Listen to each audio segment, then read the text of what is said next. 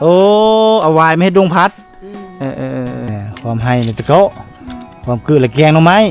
หอยเก็ดกินนี่แซ่บไปพี่น้องเอง เดี๋ยวทานให้ เสียแล้ว เสื้อแบด เทียแบดน้องเอ้ยตาจาเรียงนี่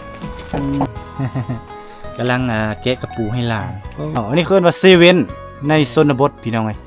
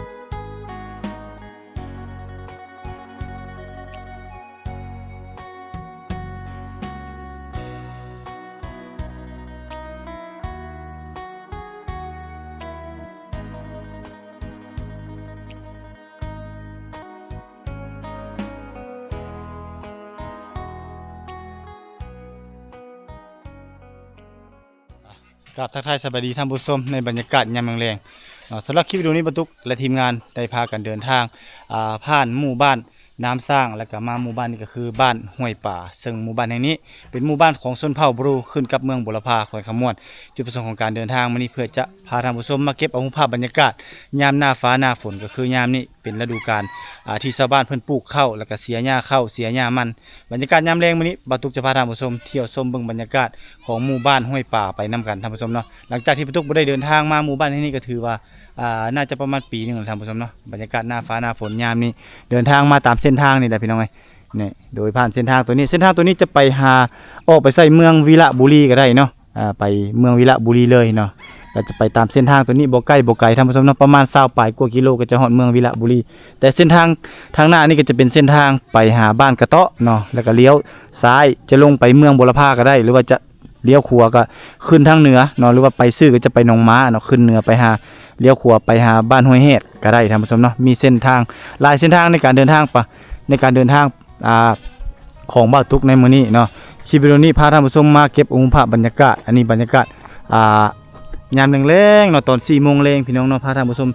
ย่างชมเบิ่งหมู่บ้านในหน้าฝนพี่น้องเนาะหน้าฝนก็สิประมาณนี้หน้าฝนนี่หญ้าจะขึ้นเนาะมีหญ้ามีหยังเนาะนี่เฮือนซ่านเพิ่นก็จะอยู่ตามธรรมชาติพี่น้องเอ้ยตามธรรมชาติที่สวยงามนี่เฮือนหลังนี้เนี่ยบรรทุกเคยมาเอาโคมเอาหยังมาบริจาคเพิ่นเนาะแต่อันนี้เพิ่นก็หลายฟ้าหลายปีแล้วเพิ่นก็จะเริ่มถอนไม้เฮือนพี่น้องเอ้ยถอนไม้เฮือนอย่างต่างๆเนาะเอากินยังเอาคือลีแล้วนี่ จะเมี่ยงบ่ฮะจะเมี่ยงกับยัง นี่ อันนี้เฮือนหลังนี้เคยมาเธอหนึ่งแต่ดุลแล้วพี่น้องเอ้ยเบิ่งเบ้นี่ก็ขึ้นเฮือนนี่ได้บ้านชวนนี่นายก่อนโดยมาเลยเนาะแต่ให้แต่สวนเนาะไปเสียหญ้าให้บ่ปีนี้ได้เข้างามอยู่บ่บ่ได้งามเมื่อปีนี้ดูโอ้ฟ้าฝนบ่เป็นใจเนาะฝนตกเนาะฟ้าฝนบ่เป็นใจเอาแล้วอ้าวไปแล้วพบแล้วอายบ่นั่น กระมูลบ่กระมูลสมโพธิจังอายเนาะกระมูลละอายพี่น้องเอ้ยเฮือนเพิ่นตั้งอยู่ตามเทิงภูพี่น้องเนาะบ่อนรูปบ่อนโน่นเขาเจ้าก็จะพากันปุ๊กไปตามดินบ้านของเพิ่นนี่เนาะมันจะมีพื้นเพียงบ่เพียงแน่แล้วก็จะมีสัตว์เลี้ยงรายเต็มหมู่บ้านนี่อันนี้มีชื่อว่าบ้านห้วยป่าพี่น้องเนาะขอบใจได้ไหมเด้อไปก่อนไหมเอ้ยนี่ก็จะมีอ่างตัวนี้เนาะเป็นอ่างเก็บน้ำอ่างน้ำลินที่โตมาแต่เทิงภูเนาะนี่เป็นอ่างเก็บน้ำได้ตัวนี้เลยที่ภาครัฐคันเทิงเพิ่นส่งเสริมมาซั่นๆเนาะให้ชาวบ้านนี่ได้มีน้ำซุมใสโดยการโตมาแต่เทิงภูหรือว่าป่าต้นน้ำที่เขาเจ้าเฮ็ดอ่างอยู่ทางด้านเทิงเนาะดังในคลิปวิดีโอหลายๆคลิปผ่านมาที่เขตทางเมืองเซโปทางบรรณาที่ ที่ประตุกได้มีโอกาสเดินทางไปเก็บเอาภาพบรรยากาศเนาะความทนทานขึ้นกับการบำรุงรักษาและก็การส้มไซของชาวบ้านเนาะถ้าเฮาบำรุงรักษามันก็สามารถส้มไซได้ดนพี่น้องเอ้ย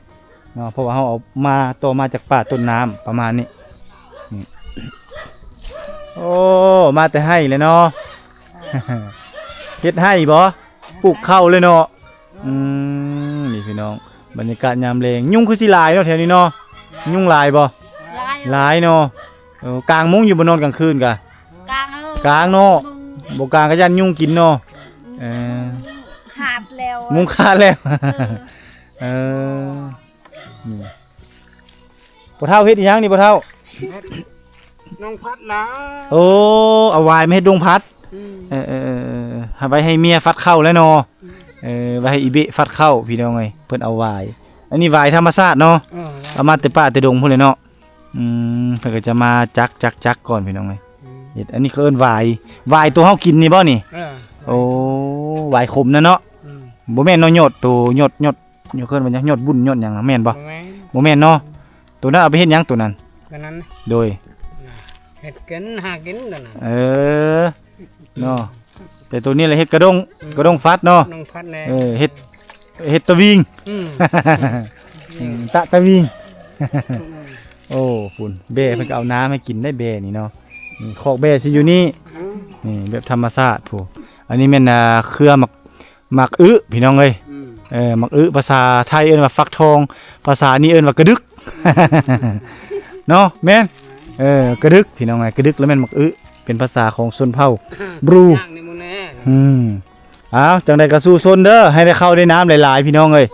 นี่อันนี้คือวิถีชีวิตของชาวบ้านในชนบทพี่น้องนี่บรรยากาศยามเช้าจะเห็นเขาเจ้าตำข้าวอยู่นี่แหละตามห่มไม้ห่มตอกนี่แหละพี่น้องเอ้ยนี่พากันมาตำข้าวอยู่นี่ปึกอยู่นี่แหละตามมาต้นไม้ที่เพิ่นปลูกไว้นี่เนาะหมู่บ้านนี้น่าจะเป็นหมู่บ้านที่ตั้งมาตั้งแต่สมัยปู่สังกะสาหญ้าสังกะสีพุ่นเด้เนาะสังเกตจากต้นมะม่วงต้นมะมีต้นมะขามต้นบากใหญ่ๆเลยแล้วก็เขตนี้น่าจะเคยเป็นสมรภูมิรบในสงครามเวียดนามในสมัยตะก่อนสังเกตจากลูกโบมเนาะคุมลูกโบมเป็นอย่างต่างๆนี่ที่กระจายอยู่ตามเดินหรือว่าตามพื้นบ้านเนาะตามเดินบ้านของชาวบ้านที่เขาเจ้าอาศัยอยู่นี่แหละพี่น้องนี่เป็นคุมโบมมัดหรือว่าเขาเป็นเขาเรียกว่าบาดแผลของสงครามในสมัยตะก่อนแท้ๆเลยนี่จนเขาเจ้าสามารถเอามาเฮ็ดเป็นบ่อนปลูกผักเนาะเพราะว่าจะเป็นปลูกผักมังบ่นี่เห็นบ่นี่ก็แล้วก็จะปลูกหมากมังกรบางคนก็จะปลูกประเภทมะกล้วยเนาะพี่น้องเนาะนี่ต้นไม้มีอย่างต่างๆนี่เขาจะเอามาปลูกและบางคนก็จะเฮ็ดเป็นบ่อนเลี้ยงปูเลี้ยงปลาเนาะอิงตามนี่ทางนี้กำลังอาบน้ำพี่น้องเนาะอาบน้ำแบบพื้นบ้านเนาะโดยที่ว่าโต้น้ำมาจากป่าต้นน้ำนี่แล้วก็กำลังอาบน้ำเสียก็จะลงจากนี้ลงใส่นี่เนาะถ้าสมมติเขาเจ้ารักษาเนี่ยก็ปล่อยปลาใส่ก็โอเคอยู่ได้พี่น้องไงเฮือนของเขาเจ้านี่จะปลุกไปจังซี่เลยเนาะบรรยากาศสิประมาณนี้พี่น้องอันนี้คือไม้ที่เขาเจ้าเอามาเฮ็ดน่าจะเอามาเฮ็ดฝาเนาะเป็นฝาเล้าก็ได้หรือว่าฝาเฮือนก็ได้ถ้าผู้ใดที่ว่าโบมีเฮือนน้องบ่ทันมีเฮือนอยู่เขาเจ้าก็จะใส่นี่แหละอันนี้ก็เป็นน่าจะเป็นไม้พุงไม้พางพี่น้องเนาะบ้องมันจะถ้าตัวใหญ่ๆแท้ๆมันจะเม็ดปลายไปได้พี่น้องนี่บ้องหนึ่งเนาะหรือว่าความยาวของมันในบ้องหนึ่งสิตกอยู่ประมาณเม็ดปลายเนาะเขาเจ้าก็จะเอามานี่แหละเฮ็ดเป็นไม้ฝาไม้เพื่อจะเอมเฮือนเอมซานเนาะนี่หรือว่าเอมคอกเป็ดนี่เนาะอันนี้คือเป็ดภาษาเขาเจ้าเอิ้นว่าเตี้ยแล้วมันเป็ดพี่น้องนี่เป็ดเขาเจ้าก็จะเลี้ยงตามธรรมชาติอันนี้เตี้ยเนาะแม่นเตี้ยเนาะนี่พี่น้องเตี้ยแล้วมันเป็ดพี่น้องเนาะเป็นเป็ดที่เขาเจ้าเลี้ยงตามธรรมชาตินั่นก็คือเอาเข้าเนาะเอาเข้าจาก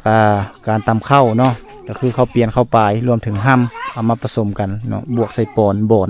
นี่ตัวนี้เป็นบ่อนเนาะบ่อนนี่สามารถเอาไปตัดไปต้มเนาะตัดเอาไปต้มได้ตัวนี้เนาะนี่ตัดเอาไปต้มหลังจากนั้นแล้วก็ผสมกันกับห้ำสามารถเอามาเกลือมันแล้วมันจะเฮ็ดให้มันนี่ตุ้ยเนาะมันตุ้ยมันเต็มได้เนาะแล้วก็มีวิตามินโปรตีนสูงสำหรับสัตว์เลี้ยงในเขตชนบทนี่ไม่พุงไม่พางเนาะเขาจะเอามาเฮ็ดขึ้นจังซี่เป็นไม้ซับฟากเรียบร้อยออกมานี่จะมีลักษณะขึ้นจังซี่พี่น้องเขาจะเสาะตามันโยกฟักขึ้นจังซี่แล้วเอาไปสานเฮ็ดได้หลายอย่างพี่น้องเอ้ยนี่ผู้บ่มีเฮือนเขาจะเอาไปเฮ็ดเฮือนผู้มีเฮือนเขาจะเอาไปเฮ็ดเล้าหรือว่าเอาไปเฮ็ด ส่วนหลายนี่จะเห็นส้นเผาบลูเนาะมังกรเอาไปเฮ็ดบ่อนเก็บข้าวไว้ข้าวเฮ็ดสารเป็นมนๆข้าวแล้วก็จะเก็บเอาเข้าในฤดูกาลที่เขาเจ้าหูดเข้าหรือว่าเก็บเกี่ยวเข้าเนาะนี่แหละคือหมู่บ้านในชนบทที่มีโอกาสเดินทางมาเก็บเอารูปภาพบรรยากาศเนาะเมืองทางนี้กำลังเฮ็ดหยังกินแรงเด้โอ้จาบังนี่พี่น้องอาหารหลักคือหน่อไม้เนาะสิเฮ็ดแนวใดกินนี่ ตะโก ฮะ เฮ็ดตะโก ตุโกะ ตุโกะแล้วมันแกงบ่ เออ เพิ่นสิแกงกินได้พี่น้องไอ้นี่อันนี้คือหน่อไม้พี่น้องเนาะหน่อไม้นี่ยามนี่ล่ะหาง่ายอยู่เนาะเอาตามป้านี่แหละเนาะไปให้ละหามาเลยบ่นี่นี่พี่น้องไปให้ไปสวนแล้วก็หาหน่อไม้นี่มาพร้อมเนาะเพื่อจะไปทำเป็นอาหารแรงนี่ตะโกะเพิ่นว่าเนาะเพิ่นสิความให้ในตะโกะความคือละแกงหน่อไม้ กลายละแกงหน่อไม้เนาะเขาเอิ้นว่าภาษาลาวเอิ้นว่าแกงหน่อไม้พี่น้องนะกลายแล้วมันลาวหรือว่าเลี้ยวเขาเอิ้นว่ากลาย ไปมื้อนี้ไปไสมื้อนี้ ไปใช้ไร โอ้ไปให้ไปเสียหญ้าบ่โอ้เวียบัตรเนาะ ดอกบัต โอ้ลูกบัตรนี่พี่น้องไปหาเสียหญ้าเนาะเสียหญ้าเข้าบ่หรือว่าเสียหญ้ามันต้น เข้า โอ้เข้าเนาะนี่พี่น้องไปเสียหญ้าเข้าหลังจากนั้นเพิ่นก็หาหน่อไม้นี่มากินนํเนาะเพื่อจะมาเป็นอาหารแรงรวมถึงเป็นอาหารเช้าพร้อมได้นี่ได้ต้มมื้อนี้กินมื้อแรงแล้วก็ถ้าเหลือก็เอาไปกินอยู่ให้มื้ออื่นแล้วก็หามาอีกแม่นบ่ประมาณนี้พี่น้องอันนี้คือวิถีชีวิตยามแรงของชาวบ้านห้วยป่าเนาะอย่าเฮาคันอยากกินปลาเด้ไปลงไสกินปลานี่มีบ่ปลาแถวนี้ ตะบง โอ้บ่มีห้วยบ่โอ้ห้วยห้องบ่มีเนาะกินแต่หน่อไม้นี่แหละเนาะพี่น้องเพราะสิยามนี้ละแม่นบ่มีห้วยว่าสิว่าแล้วก็ได้ห้วยมีอยู่แต่บ่มีป่า ไปกับผัวบ่กำลังนึ่งข้าวมาแล้วข้าวน่ะสุกแล้วสุกแล้วโอ้ยังท่าแต่นี่แหละเนาะยังท่าแต่แกงหน่อไม้พี่น้องเอ้ยเอ้าแกงแซ่บๆแอมๆ นี่พี่น้องเฮามาเฮาก็ได้เห็นวิถีชีวิตของเขาเจ้าที่กำลังเฮ็ดอยู่เฮ็ดกินในบรรยากาศยามค่อยค่ำลงแรงเนาะได้มาเห็นชาวบ้านเพิ่นกำลังหามาแต่ให้แต่สวนหาหน่อไม้มาพร้อมเนาะเพื่อจะมาเป็นอาหารพี่น้องเอ้ย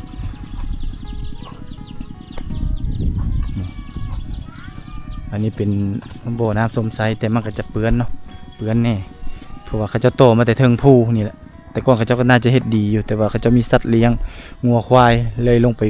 แม่ไปฟูมหรือว่าไซไหลฟ้าลาปีมันเลยเฮ็ดให้หนองนี่เปื้อนไปเนาะนี่เพื่อก็จะเป่งไปใส่หนองนั้นแต่ว่าหนองนี่น้ำออกจากหนองนี่ไปหนองนี่แม่นเพิ่นเลี้ยงป่าได้พี่น้อง เลี้ยงป่าในหมู่บ้านเลยนี่เขาเจ้าเฮ็ดห้องมานี่เจาะน้ำผ่านมานี่เนาะให้มันล่วงกันเลยแล้วก็จะซื้อป่ามาปล่อยเนาะปล่อยป่าก็คือจะบ่ได้อันนี้เห็นบ่มันจะบ้วนเนาะปล่อยปลานี่ก็คือบ่ได้เกลือหัวอาหารเลยปล่อยธรรมชาติเลยพี่น้องนี่ขุมโบงเขาจะก็ปล่อยปลาแต่ถ้าอยู่ในกลางบ้านนี่มันก็จะเปื้อนแน่กินเปื้อนแน่น้อยนึงแต่ถ้าเราไม่อยากให้สะอาดแท้เราต้องไปปล่อยอยู่เขตใดที่ว่ามันเป็นดินของเราเองเนาะหรือว่าดินอยู่หัวไร่ปลายนาที่มันมีน้ำเราก็สามารถเอามาเลี้ยงได้พี่น้องลงไปนี่จะเป็นหน้าได้เรายังบ่ฮู้ว่าหน้าเขาเจ้านี้ได้ดำเลยบ่หรือว่ายังเนาะอันนี้คือหมู่บ้านแถบชนบทพี่น้องแต่ละหลังคาเฮือนที่เราเห็นก็ถือว่าเริ่มมีไม้เฮือนไม้ซ่านนะเพื่อที่เขาจะถอนเพื่อจะโอ้บ่ได้ไปหาใส่มองบ่มื้อนี้บ่ได้เลยเนาะยามนี้เนาะบ่ได้ปลากินแล้วเนาะยามนี้เนาะปลาชะโลนำบ่ได้ออกผู้ลูกสาวเจ้าข้าวคือฝรั่งนะลูกสาวเจ้าเนาะอ๋อลึนู่เนาะเจ้าเนาะก่อนเจ้า รถจักรเขาจอดไว้นี่ไปใช้ไม่เท่า มาแต่ลินเนาะนี่ทีมงานเขาพาเอารถมาจอดอยู่นี่พี่น้องอันนี้คือหมู่บ้านในชนบทอีกโซนหนึ่งพี่น้องเนาะโอ้มาโอ้ได้เฮือนงามแล้วเนาะไม่เท่าเนาะ มาตัวนั้นเพิ่นยังอยู่เฮือนตูบอยู่พี่น้องเนาะมาตัวนี้ได้เฮือนงาม โอ้ได้ยินเสียงดังๆสงสัยฟักลาบพี่น้องเอ้ยโอ้เพิ่นได้ตุยสั่งเด้อีพ่อนี่เนาะ ฟักลาบบ่ฮะเฮ็ดบ่โอ้คิดว่าฟักลาบบ่แม่นเนาะ แม่น เทรียบ่นี่ เปรี้ยว เทรียเนาะเฮ็ดกับแกบ่นี่เฮ็ดหยังนี่ อืม เฮ็ดหยังเจ้าเอิ้นนี่ภาษาเจ้า ไปทานให้ เทรียนะ เสื้อแบด เทียแบด อืม โอ้ เทียแบด เทียแบดภาษาค่อยเอิ้นว่าเฮ็ดกับแกบ่เจ้านี่ อืม เจ้าสิแกงบ่นี่ อืม เฮ็ดแกงเนาะ แกงเอ้ย นี่พี่น้องเรากำลังสิเฮ็ดแกงอาหารบ้านเพิ่นก็คือเฮ็ด เอามาแต่ให้อะ โอ้นี่มาแต่ให้แมันบ่ จ้ะ โอ้มาแต่ให้แล้วได้เฮ็ดมานำ เออ หาตามโคนอยู่ป่านั่นแหละเนาะ อืม มาแล้วก็เอามาเฮ็ดแรง บ่มีอาหารกิน โอ้ เอานี่แหละ เอิ้นว่ากินอาหารบ่มีเลือดไปก่อนเนาะ เอออาศัยเฮ็ดนี่เนาะเพิ่นสิเก่งเฮ็ดอันนี้นี่เฮามกก็แซ่บได้เนาะพ่อเฒ่าเนาะ เออแม่น่ะแชท เฮามก แชท เฮามกใส่อหยังเนาะใส่ใบตองเด้ โอ้ยคักเอ้ย ห่อใส่ใบตองใส่ข้าวเบื่อหน่อยนึง เออ ปรุงแซ่บๆเนาะ นี่พี่น้องเอ้ยคุณอันนี้หน่อไม้เพิ่นเฮ็ดหน่อไม้ส้มเนาะ เวลาเพิ่นยากอย่างต่างๆเพิ่นก็สิเอาหน่อไม้ส้มนี่มาตำใส่ แม่น่ะ บักเผ็ดเกลือเป็นนัวก็ได้เนาะ เออ อันนั้นหอยมาแต่นั้นหาหอยมานำบ่น่ะ เออ โอ้ หอยเก็ด หอยเก็ดบ่ เออ โอ้เอามา จะขาย จะขายบ่น่ะ ขายให้ โอ้เด้ๆๆๆเขาแหละน่ะ เออ บ่ได้ขายบ่เจ้าเฮาเด้คนซื้อเลยน่ะ อ้าวเจ๊ได้เนี่ย ห้องน่ะแม่น่ะเขาเมื่อได้น่ะ ห้องนั่นไง เออ ห้องน่ะแม่น่ะ กว่าได้ แล้วกายแล้ว กายแล้ววับเนาะบัดนี้เนาะได้อยู่บ่จักขีดเนี่ยซ้ำนี่ ฮะ สักจักขีดซ้ำนี่ ชาวนี้ได้ชาวพันธุ์ เอาซ้ำนี่ได้ เออ ใส่เอามาเบิ่งดูน่ะ ชาวพันธุ์ เอาเบิ่งดู ไอ้ละ เบิ่งเบิ่งโอ้ยซ้ำนี่แหละค่อยซื้อถุง20,000 อืม โอ้อันนี้เพิ่นว่าหอยเก็ด เออ นี่พี่น้องอันนี้หอยเก็ดเด้อพี่น้องโอ้ใหญ่ครับพี่น้องนี่ถุงใหญ่เติบเลยนี่เด้อพี่น้องนี่คือหอยเก็ดกินนี่แซ่บๆเด้อพี่น้องเอ้ย เพิ่นมาจะให้แล้วเพิ่นก็จะหาหอยมานำหอยนี่มันจะเกิดแต่ยามนี่เนาะพ่อเนาะ เออ เอ ตกมันออกรถ ฝนตกแล้วออกเนาะหอยนี่เนาะ เออ นี่ฝนตกแล้วมันออกพี่น้องเอ้ยหอยนี่มันออกโลดยามนี่ถ้าว่ายามแดงแล้วมันบ่มีเด้ เออ มันจะตายหมด ตายเอ้ย หรือว่าจักมันเกิดมาแต่ไสอีกบัดมันตายแล้ว งงคือกันแต่ว่ายามฝนแล้วมีโลดเนาะพ่อเนาะ เออมันออกรถ ตะจ้า บัดแต่มันบ่ได้ออก เอา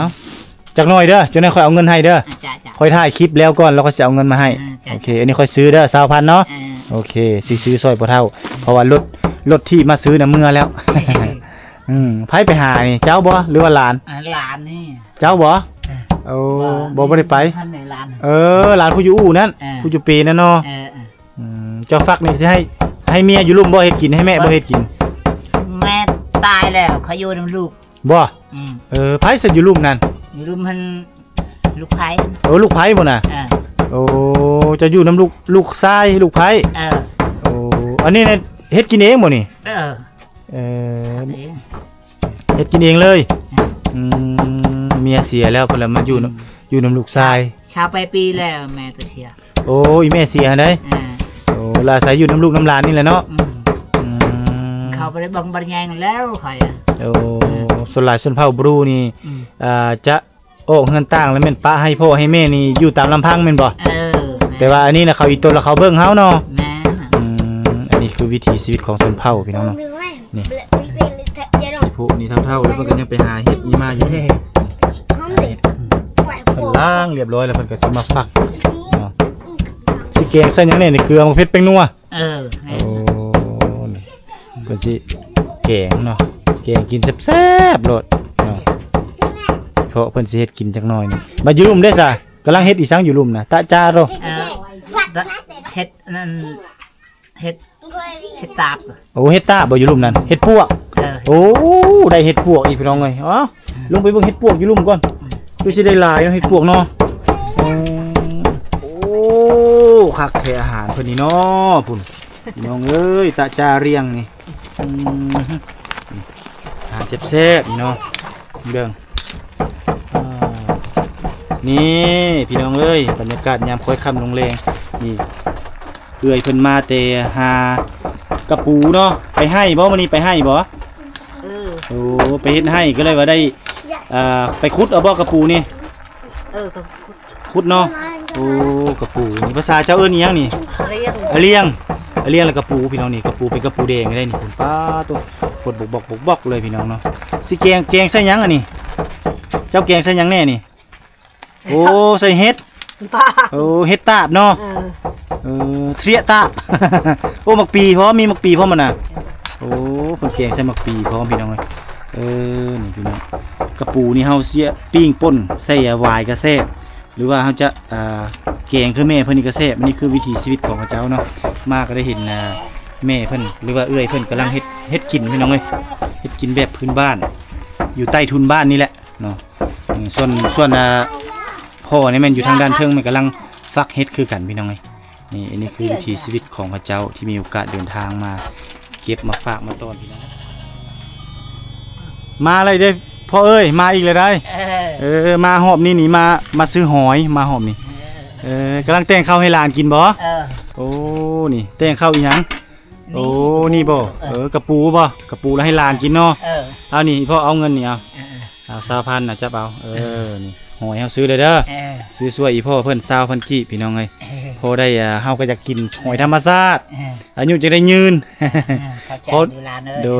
ยลูกหลานขออนุญาตขึ้นไปเบิ่งได้บ่เบิ่งลูกหลานกินเด้อนี่ขึ้นเบิ่งนี่เด้อโอ้จาโรจาเลี้ยงแอมบ่แอมหนูกินกับน้องบ่นี่ก่อนน้องเนาะ ล้านมด หลานบ่โอ้หลานเจ้าเนาะโอ้เจ้าเจ้านั่นเป็นหลานจ้าอะไรบายเฮ็ดโอ้กินบ่ได้เด้อนั่นเนาะแกกินเองเลยบายโอ้นี่พี่น้องเป็นวิถีชีวิตของเขาเจ้าเนาะอาศัยอยู่น้ำลูกน้ำหลานอีพ่อนี่ก็อาศัยอยู่น้ำลูกน้ำหลานนี่แหละเนาะอุ่นกับน้ำลูกน้ำหลานนี่แหละเนาะเจ้าเนาะโอ้คักเนาะเพิ่นกำลังกินข้าวกับ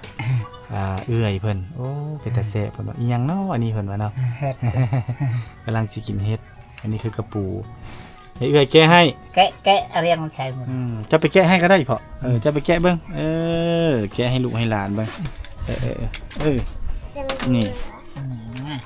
โอ้นี่พี่น้องบ่เฒ่าโอ้จะคือเจ้าเนาะผู้นี้เนาะนี่หลานชายนี่จะคือเจ้าได้นี่ได้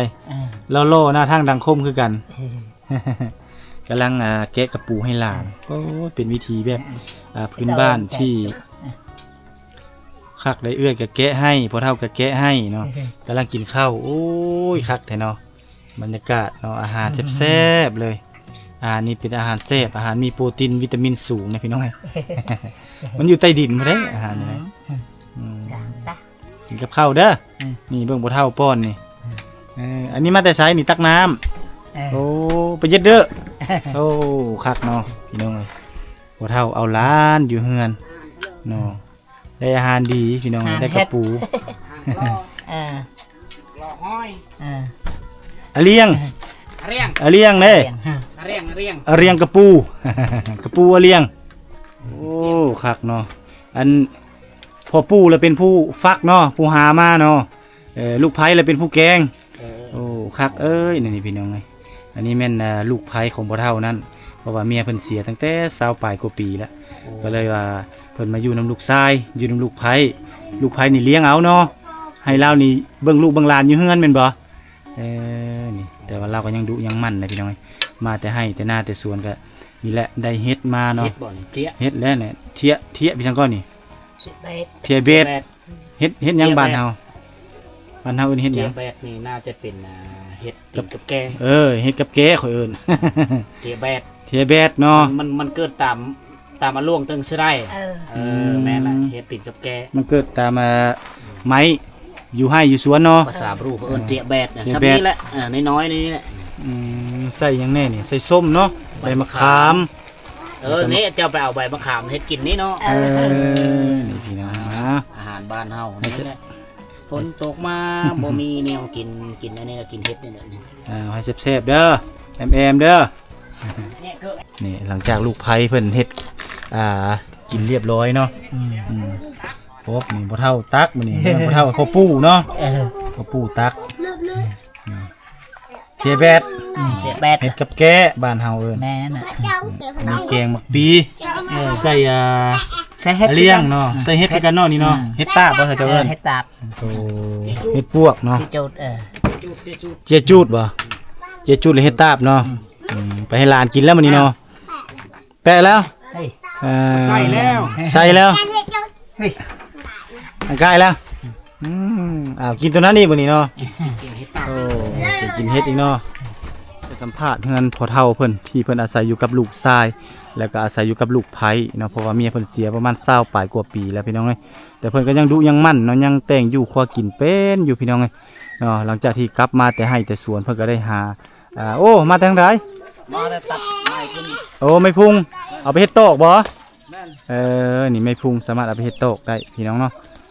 อันนี้คือห้องน้ำพี่น้องเอ้ยห้องน้ำห้องน้ำของชาวบ้านในชนบทก็สิประมาณนี้เนาะเอิ้นว่าสุขอนามัยหมู่บ้านนี้มีแต่ขุมโบมหรือว่าลูกโบมมาดเนาะพี่น้องเนาะนี่เฮือนยายนี่ตอนนั้นมานี่ยังเป็นเฮือนตูบน้อยๆแต่มาตอนนี้นี่เพิ่นก็ได้เฮือนงามเลยเนาะพี่น้องเนาะเฮือนยกสูงที่ว่าเดินบ้านใต้ถุนบ้านเพิ่นสะอาดสะอ้างดีอ้าวดีใจนะเพิ่นที่ได้เฮือนงามพี่น้องเอ้ยนี่ตัวนี้น่าจะเป็นเฮือนครัวของเพิ่นแล้วบัดเนาะตัวนี้คือจะเป็นเฮือนครัวเฮือนไฟโอ้บ่แม่นพี่น้องเอ้ยแม่นบ่โอ้แม่นอลีนะพี่น้องเนาะทางนี้จะเป็นเฮือนครัวเฮือนไฟเพิ่นนี่เพิ่นมาเข้าพร้อมได้นี่เลยมาเข้าเกียมนึ่งนี่แต่ก่อนน่าจะเป็น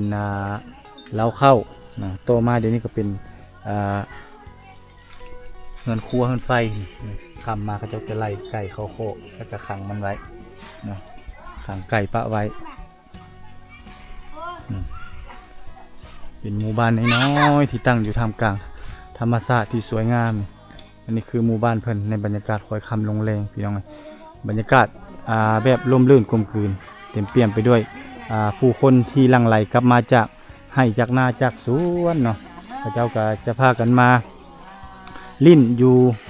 แต่กลางบ้านผู้เสียเอาลูกเอาหลานเนาะ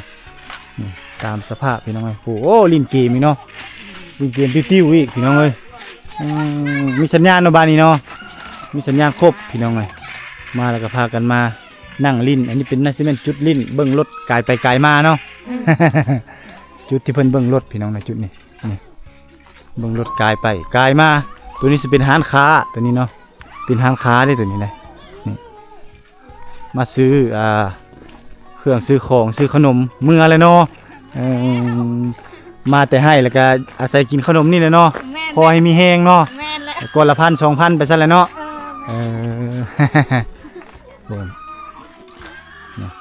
พี่น้องอันนี้คือหมู่บ้านในชนบทตั้งอยู่